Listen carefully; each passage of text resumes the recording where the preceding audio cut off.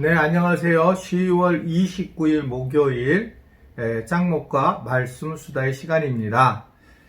이제 얼마 안 있으면 우리가 추수감사절인데 여러분 감사하는 마음 잘 준비하시고 특별히 우리 저스트 래핑이라고 하는 지금 상을 주고 있잖아요. 그래서 많이 웃는 사진들을 리더들에게 보내주셔서 교회에서 하는 행사에 적극적으로 참여해 주시면 감사하겠습니다. 오늘 우리에게 주시는 하나님의 말씀은 시편 46편 1절에서 11절의 내용의 말씀인데 하나님 말씀을 보시겠습니다. 하나님은 우리의 피난처시요 힘이시니 환난 중에 만날 큰 도움이시라. 그러므로 땅이 변하든지 산이 흔들려 바다 가운데에 빠지든지 바닷물이 솟아나고 뛰놀든지 그것이 넘침으로 산이 흔들릴지라도 우리는 두려워하지 아니하리로다. 셀라. 한 시내가 있어 나뉘어 흘러 하나님의 성 곧 지존하신 이의 성소를 기쁘게 하도다. 하나님이 그 성 중에 계심에 성이 흔들리지 아니할 것이라. 새벽에 하나님이 도우시리로다. 문나라가 떠들며 왕궁이 흔들렸더니 그가 소리를 내심에 땅이 녹았도다. 만군의 여호와께서 우리와 함께 하시니 야곱의 하나님은 우리의 피난처시로다. 셀라. 와서 여호와의 행적을 볼지어다. 그가 땅을 황무지로 만드셨도다. 그가 땅끝까지 전쟁을 쉬게 하시며 활을 꺾고 창을 끊으며 수레를 불사르시는도다. 이르시기를 너희는 가만히 있어 내가 하나님 됨을 알지어다. 내가 문나라 중에서 높임을 받으리라. 내가 세계 중에서 높임을 받으리라 하시도다. 만군의 여호와께서 우리와 함께 하시니 야곱의 하나님은 우리의 피난처시로다. 셀라. 네, 오늘 말씀도 배경이 지난번에 제가 말씀 첫 월요일 날 드렸던 것처럼 히스기야에게 굉장한 위험이 왔을 때에 결국 고백하는 그런 내용의 말씀입니다. 그래서 오늘 1절의 말씀을 보면 1절을 다 같이 읽어볼게요. 1절 시작. 하나님은 우리의 피난처시요 힘이시니 환난 중에 만날 큰 도움이시라 라고 그렇게 말씀을 하고 있습니다. 피난처면서 그리고 힘이고 환난 중에 만날 큰 도움이다 라고 그렇게 고백을 하고 있는 겁니다. 사실은 살면서 이러한 어려움이 올 때마다 우리가 과연 어디에다가 이 문제를 해결할 수 있을까? 정말 꽉 막혔을 때에 어디를 우리가 의지하고 살아갈 수 있을까? 가을이 깊어가면 저도 약간 이제 감상적인 사람인데 아침에 일어나거나 또는 이제 뭐 저녁에 해질 때가 되거나 또 찬바람이 불게 되면 그런 마음이 들잖아요. 정말 외롭고 그리고 슬픈 그런 마음이 들어요. 그때마다 계속 저한테 감사한 것은 예수님을 알게 된 거, 하나님을 만난 것이 얼마나 감사한지. 작은 것처럼 보이지만 그렇지 않습니다. 매우 이러한 삶 속에서 하나님이 나의 피난처가 되고 나의 힘이 된다는 것이 얼마나 중요한 일인가라고 하는 걸 생각하게 되는 거예요. 저도 인생을 이렇게 살아와서 이제 여기까지 오게 되었는데 어떻게 보면 목회자로서의 가장 클라이막스를 지금 지나고 있어요. 만약에 세상 사람이 보면 은퇴하는데 가까이 왔지만 왜냐하면 많은 것들이 다르게 이제 보기 시작하는 겁니다. 삶에 대해서도 조금 다르게 보이고 말씀도 조금 다르게 보이고 또 우리가 정리한 것이 얼마나 우리 중심적으로 정리했는가라고 하는 것들을 많이 이해할 때가 있어요. 그러니까 어떤 분이 그런 얘기 하더라고요. 우리가 이웃을 사랑하며 살아가야 된다라고 얘기를 했어요. 저도 예전에 우리 교회 예전이나 지금도 마찬가지지만 하나님을 사랑하는 것과 이웃을 사랑하는 것이 우리의 목적인데 자, 그러면 이웃이 뭐냐는 거에 대한 정리가 필요하다는 거죠. 그러니까 우리는 그렇게 뜬구름 잡기 살아간다는 거예요. 이웃이 도대체 뭐냐?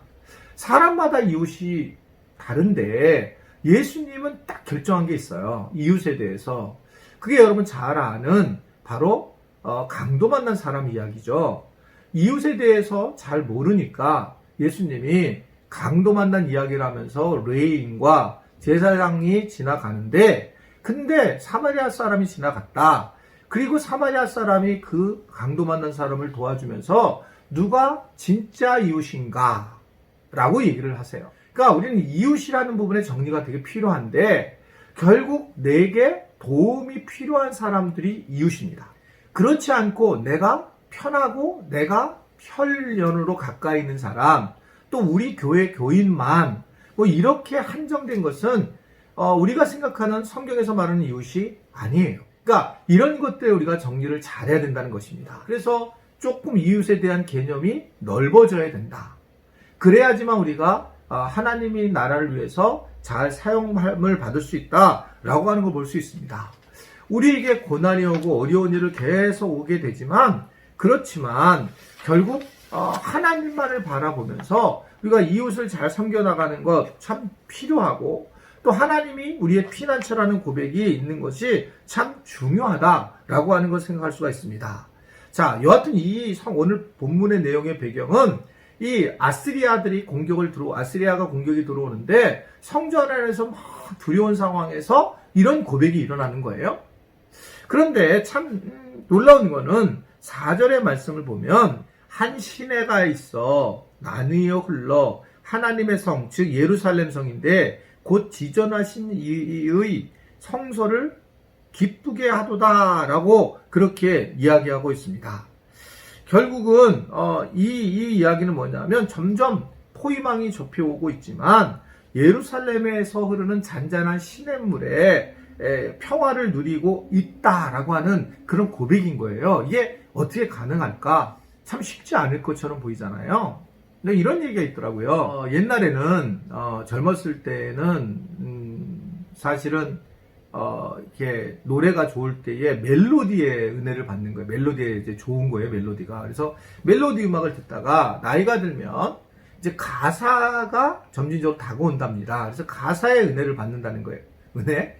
그래서 뭐 트로트에 대해서 사람들이 열광하는 이유 중에 하나가 결국 가사가 실질적으로 그냥 직접적으로 들어오기 때문에 가사가 아주 중요하고, 그리고 시라 같은 거가 시가 이제 들어오기 시작하는 거예요. 그전에는 뭐 잘 몰랐는데 시가 들어와서 좀 풍요로워지는 그런 어떤 가사의 내용을 이해를 한다는 거죠. 오늘 이건 시인데 지금 전쟁이 일어나고 있는데 시냇물에 흐르는 소리에 평강을 누리는 거예요. 그럼 왜 그럴까? 거기에 숨어져 있는 게 5절입니다. 그 이유를. 자, 5절 말씀 읽어볼게요. 시작. 하나님이 그 성 중에 계심이 새 성이 흔들리지 아니할 것이라 새벽에 하나님이 도우시리라 라고 그렇게 말씀을 하고 있습니다. 하나님 때문에 그렇다는 거예요. 성중 안에서 하나님이 계시는 것이 흔들림이 없는 것이지, 하나님이. 그래서 문제가 없는 것이지, 결국은 하나님이 어떻든 새벽, 즉 하나님의 시간대에 도우실 거라고 하는 확신을 가지고 있어야 한다라고 하는 겁니다. 그러면서 오늘 10절의 말씀 보면 그 유명한, 제가 참 좋아하는 구절인데 너희는 가만히 있어 내가 하나님됨을 알지어다라는 거예요. 참 귀한 말입니다. 우리가 하나님이 성중에 계시니까 평안이 있는데, 근데 결국은 뭐가 중요하냐면 우리가 가만히 있어서 하나님이 하시는 일을 바라보는 것이 매우 중요하다는 겁니다. 여기서 가만히 있어라고 하는 것은 내가 열심히 노력하고 이런 것이 아니라 하나님의 방식에 대한 것에 대해서 가만히 있는 거예요. 그래서 내가 하나님의 일보다 앞서 나가는 것, 이거 이제 얘기하는 건데, 제가 제일 자주 얘기하는 게 이거잖아요. 아이가 아프면 기도 한번 해보라는 거예요. 기도하지 않고 병원만 가는 것? 이거는 정말 하나님의 일을 막는 거죠. 제가 이번에 어떤 목사님이 여기 있을 것 같은데? 여기 있네요. 어떤 목사님이 요거를 이제 준 거예요. 요거가 뭐냐면 그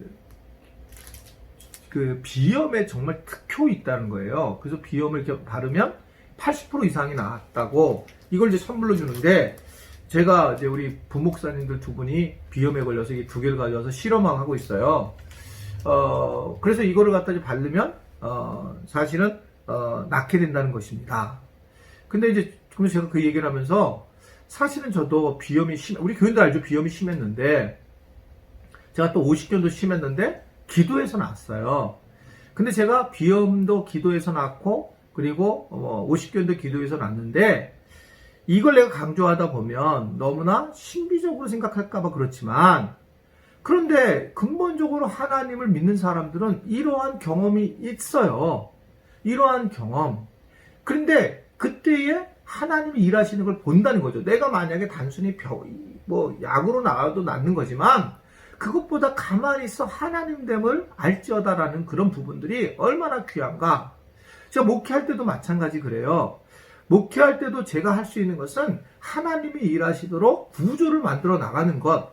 어제 말씀드린 것처럼 생활선교사와 가정예배자 이 구조를 만들어 놓고 하나님이 일하시도록 해야 되는데 너무 내가 막 이 일을 앞서서 어떻게 하든지 다 나와라 모여라 그리고 뭐 해라 이렇게 너무 심하게 하게 되면 하나님의 일하심을 우리는 못 보게 된다라고 하는 것을 생각할 수가 있습니다. 이해되셔요? 이 구조와 이 하나님의 성령의 임하심의 일하심이 아주 절묘하게 조화를 이루어야 되는데 하나님께서 그 일을 하시도록 이 구조가 그렇게 만들어져야지 사람 자체로만 일을 하도록 만들어진 것은 아니다는 거죠. 이게 그러니까 프로그램이 중요하긴 하지만 그래서 뭐 프로그램을 또 진행해야 되지만 성령께서 그 안에서 행하시는 사람들과의 관계 또는 뭐 따뜻함, 뭐 기쁨, 사랑 이런 것들이 드러나야지 되지 빨리 뭐 프로그램을 마치고 그런 것은 아니라는 겁니다. 그래서 어떤 분들은 자꾸 나보고 프로그램을 만들려고 하는데 그것이 중요하긴 하지만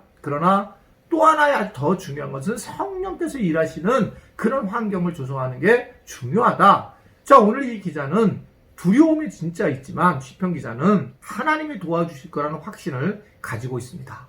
그리고 하나님께서 일하실 거라고 하는 것을 가지고 있고 평강을 누리면서 그는 이 고난을 이겨내가는 걸 볼 수 있습니다. 오늘 우리도 마찬가지입니다. 하나님이 가만히 있어서 일하시는 걸 보는 그런 은혜들이 우리 있었으면 좋겠고 그런 하루가 될 수 있게 되기를 주님의 이름으로 부탁을 드립니다.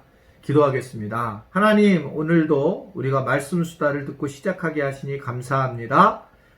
우리가 추수감사절을 잘 준비해서 감사의 이야기들이 더 가득하게 나오도록 도와주시고 그런 은혜와 은총을 누릴 수 있는 또 기쁨을 누릴 수 있는 우리 모두가 되도록 도와주시기를 원합니다. 이 말씀 수다를 끝나고 기도하는 기도자들의 기도를 들어주셔서 응답하여 주시고 특별히 하나님의 일하심을 우리 모두가 경험하도록 축복하여 주옵소서. 예수님의 이름으로 기도드리옵나이다. 아멘.